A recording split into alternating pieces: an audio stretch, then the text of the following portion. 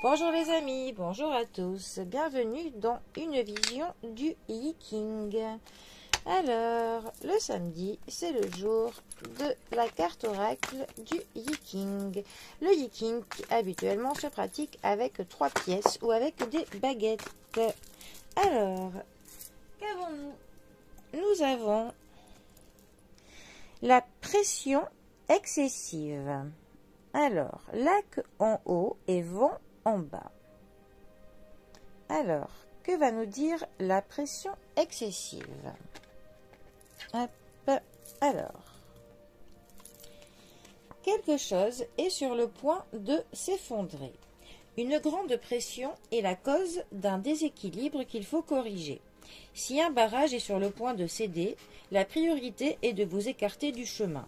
De même, si vous trouvez dans le puits d'une ancienne mine si vous vous trouvez dans le puits d'une ancienne mine et que vous sentez la terre se mettre à trembler, vous devez agir rapidement, instinctivement et habilement, car seules des mesures extraordinaires peuvent déboucher sur une issue positive. Lorsque le toit s'effondre, courez d'abord et choisissez votre destination ensuite. C'est dans des circonstances extraordinaires que ressortent le meilleur et le pire chez les gens. Lorsqu'un poids important pèse sur votre existence, les moments forts offrent des opportunités de faire de grands profits, car tout est en état de constante mutation. On peut soit connaître un changement positif, une amélioration, soit continuer à stagner. Pour parvenir à trouver la bonne direction, il faut creuser doucement vers le cœur du problème, vers sa cause. Une transition en douceur est alors assurée. Le moment que vous attendiez est peut-être arrivé. Le défi qui s'oppose à vous actuellement peut vous sembler insurmontable. Mais rappelez-vous qu'une inondation n'atteint généralement son point culminant que pendant quelques brefs instants avant de commencer à reculer. Vous devez agir maintenant afin de vous assurer des chances de succès plus tard. On ne peut pas connaître l'étendue réelle de ses capacités à moins d'être confronté, au moins une fois dans sa vie, à une crise qui exige que l'on consacre chaque once de son énergie et chaque fibre de son être à la cause en question. C'est maintenant que ça se passe. Osez gagner.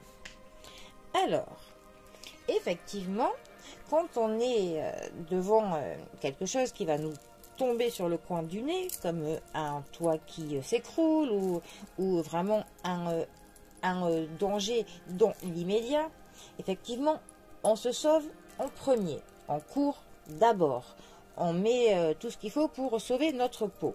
Et c'est ensuite, effectivement, que l'on cherche où c'est que l'on va, qu'est-ce que l'on fait. Mais il faut effectivement, d'abord, en premier, se sauver. C'est le plus important.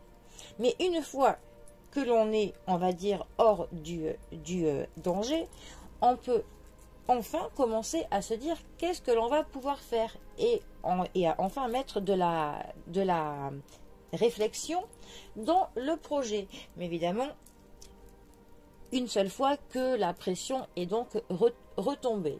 C'est ce que cette carte veut nous dire.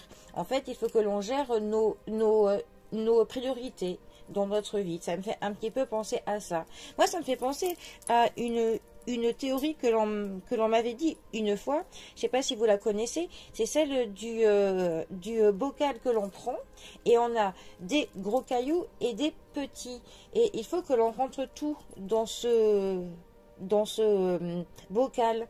Et effectivement, il faut d'abord mettre les gros cailloux pour après pouvoir mettre les petits, parce que si on met d'abord les petits cailloux, et bien les gros ne rentrent plus.